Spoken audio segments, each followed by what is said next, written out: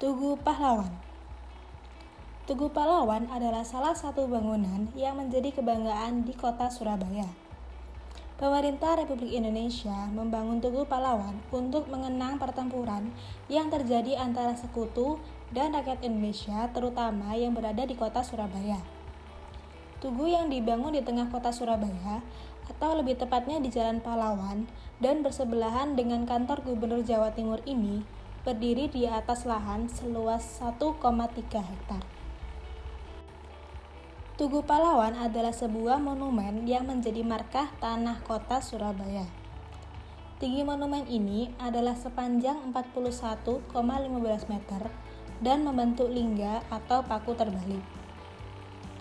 Tugu monumen ini berbentuk lengkungan-lengkungan sebanyak 10 lengkungan dan terbagi atas 11 ruas. Tinggi, ruas, dan lengkungan yang terdapat pada Tugu Pahlawan mengandung makna tanggal 10 bulan 11 tahun 1945 yang merupakan suatu tanggal bersejarah bukan hanya bagi penduduk kota Surabaya, tetapi juga bagi seluruh rakyat Indonesia. Tugu Pahlawan didirikan pada tanggal 10 November 1951 dan diresmikan pada tanggal 10 November 1952 oleh Presiden Republik Indonesia yaitu R. Soekarno dengan tujuan untuk mengenang sejarah perjuangan para pahlawan kemerdekaan bangsa Indonesia dalam pertempuran 10 November 1945 di kota Surabaya. Monumen Tugu Pahlawan menjadi pusat perhatian setiap tanggal 10 November untuk mengenang peristiwa pada tahun 1945 ketika banyak pahlawan yang gugur dalam perang kemerdekaan.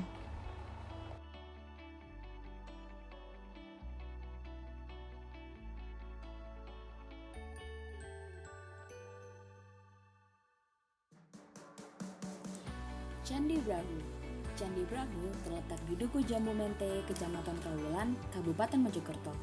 Ada pendapat yang mengatakan bahwa Candi Brahu lebih tua dibandingkan candi lain yang ada di sekitar Trawulan. Nama Brahu dihubungkan dan diperkirakan berasal dari kata Wanaru atau Waharu, yaitu nama sebuah bangunan suci yang disebutkan di dalam prasasti tembaga ala Santan yang ditemukan kira-kira 45 meter di sebelah barat Candi Brahu. Menurut masyarakat di sekitarnya, candi ini dahulunya berfungsi sebagai tempat pembakaran jenazah Raja-Raja Brawijaya. Akan tetapi, hasil penelitian yang dilakukan terhadap candi tersebut tidak menunjukkan adanya bekas-bekas abu atau mayat karena bilik candi sekarang sudah kosong. Di sekitar kompleks candi pernah ditemukan benda-benda kuno lain seperti alat upacara dari logam, perhiasan dan benda-benda lain dari emas, serta arca-arca logam yang kesemuanya menunjukkan ciri-ciri ajaran Buddha, sehingga dapat ditarik kesimpulan bahwa Candi Brahu merupakan candi Buddha. Walaupun tak satu arca Buddha yang didapati di sana, namun gaya bangunan serta sisa profil ala stupa yang terdapat di sisi tenggara atap Candi Brahu menguatkan dugaan bahwa Candi Brahu memang merupakan candi Buddha. Diperkirakan candi ini didirikan pada abad 15 Masehi. Candi ini menghadap ke arah barat, berdana dasar persegi panjang seluas 18 x 22,5 meter dan dengan tinggi yang tersisa hingga sekarang mencapai sekitar 20 meter. Sebagaimana umumnya bangunan purbakala lain yang ditemukan di Trawulan, Candi Brahu juga terbuat dari bata merah. Akan tetapi berbeda dengan candi yang lain, bentuk tubuh Candi Brahu tidak tegas persegi melainkan bersudut banyak, tumpul dan berlekuk. Bagian tengah tubuhnya melekuk ke dalam seperti pinggang. Lekukan tersebut dipertegas dengan pola susunan batu bata pada dinding barat atau dinding depan candi. Atap candi juga tidak berbentuk prisma bersusun atau segi empat, melainkan bersudut banyak dengan puncak datar.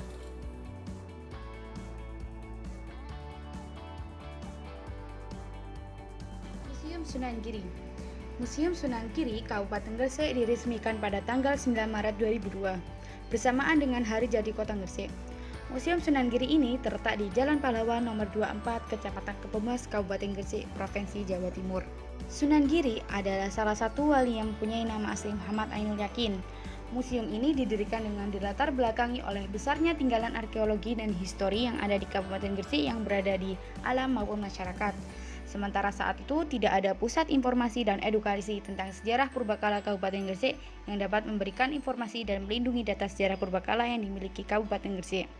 Hingga saat ini Museum Sunan Giri terus berbenah dan memperkaya koleksi yang baru berjumlah 50-an dari periode klasik, perkembangan awal agama Islam, dan kolonial. Terdapat banyak koleksi di Museum Sunan Giri, salah satunya yang pertama adalah mesin siren asal benda Gardu Suling, Jalan Basuki Rahmat, Kecamatan Gresik Kota. Mesin siren merupakan alat penghasil suara yang digunakan Belanda sebagai penanda terhadap kota Gresik. Benda ini awalnya terpasang di atas menara agar jangkauan suara dapat lebih jauh. Ukuran mesin siren ini tinggi badan 95 cm, diameter 32 cm, atap siren tinggi 46 cm, diameter 5 cm. Selanjutnya adalah wuwung atap. Wuwung atap bangunan asal Kompleks Cibubur Sunan Giri. Wuwung ini merupakan bagian dari atap bangunan yang penempatannya berada di sisi paling atas di mana kedua sisi atap bertemu. Berdasarkan keterangan juru kunci kubur Sunan Giri, wuwung ini merupakan bagian dari atap salah satu bangunan di Kompleks Kubur. Selanjutnya yaitu Benteng Dykvich. Benteng ini didirikan dalam upaya mengamankan kota pelabuhan dagang Surabaya, Sidayu, dan Gresik dari serangan Inggris. Dan masih banyak lagi koleksi-koleksi yang ada di Museum Sunan Giri. Contohnya fragmen sejarah Sunan Giri, surban Sunan Giri, terus keris Kalamunyeng, tombak, pelana kuda, umpak kayu, terus beduk, terbang atau rebana, naskah, dan masih banyak lagi koleksi-koleksinya. Candi Tikus adalah sebuah peninggalan dari kerajaan yang bercorak Hindu yang terletak di Kompleks Trowulan, tepatnya di Dukuh Dinuk, Desa Temon, Kecamatan Trowulan, Kabupaten Mojokerto, Jawa Timur. Nama tikus hanya merupakan sebutan yang digunakan oleh masyarakat setempat. Konon, pada saat ditemukan, tempat candi tersebut berada pada sarang tikus. Candi Tikus diperkirakan dibangun pada abad ke-13 atau abad ke-14. Dalam kitab Nagara Kertagama, Empu Prapanca mengatakan bahwa dulunya candi ini adalah tempat pertitraan atau pemandian, serta Candi Tikus merupakan tempat upacara raja-raja terdahulu. Denah dari bangunan candi yang terbuat dari bahan batu bata merah ini berbentuk bujur sangkar dengan ukuran 22,50 kali 22,50 meter persegi dan memiliki ketinggian sekitar 5,20 meter dari dasar kolam hingga pada ketinggian permukaan tanah di sekitarnya. Dasar kolam berada di bawah permukaan tanah, dikelilingi tembok yang disusun berteras-teras.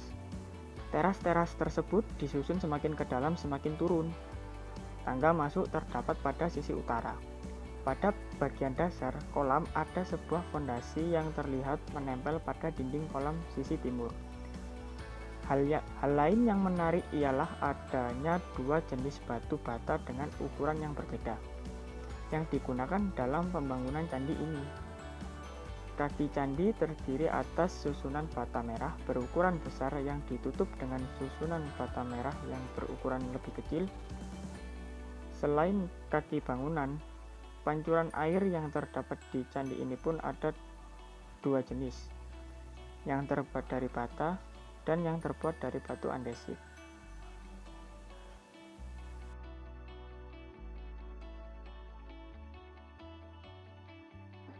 Candi Bajang Ratu adalah sebuah gapura atau candi peninggalan Majapahit yang berada di Desa Temon, Kecamatan Trowulan, Kabupaten Mojokerto, Jawa Timur, Indonesia. Bangunan ini diperkirakan dibangun pada abad ke-14 dan adalah salah satu gapura terbesar pada zaman keemasan Majapahit. Menurut catatan Badan Pelestarian Peninggalan Purbakala Mojokerto, candi atau gapura ini berfungsi sebagai pintu masuk bagi bangunan suci untuk memperingati wafatnya Raja Jayanegara yang dalam Negara Kertagama disebut kembali ke dunia Wisnu tahun 1250 Saka atau sekitar tahun 1328 Masehi. Namun sebenarnya sebelum wafatnya Jayanegara, candi ini dipergunakan sebagai pintu belakang kerajaan. Lokasi Candi Bajang Ratu berletak relatif jauh, sekitar 2 km dari pusat kanal perairan Majapahit di sebelah timur. Saat ini berada di Dusun Keraton, Desa Temon, berjarak cukup dekat dengan Candi Tikus. Alasan pemilihan lokasi ini oleh arsitek Kerajaan Majapahit mungkin untuk memperoleh ketenangan dan kedekatan dengan alam, namun masih terkontrol, yakni dengan bukti adanya kanal melintang di sebelah depan candi berjarak kurang lebih 200 meter yang langsung menuju bagian tengah sistem kanal Majapahit, menunjukkan hubungan erat dengan daerah pusat kota Majapahit. Pengaruh kebudayaan Majapahit masih terasa dalam kepercayaan masyarakat Trowulan. Bahkan menurut kepercayaan lokal, adalah suatu pamali bagi seorang pejabat pemerintah untuk melintasi atau masuk pintu gerbang Candi Bajang Ratu, karena dipercayai hal tersebut bisa mendatangkan nasib buruk.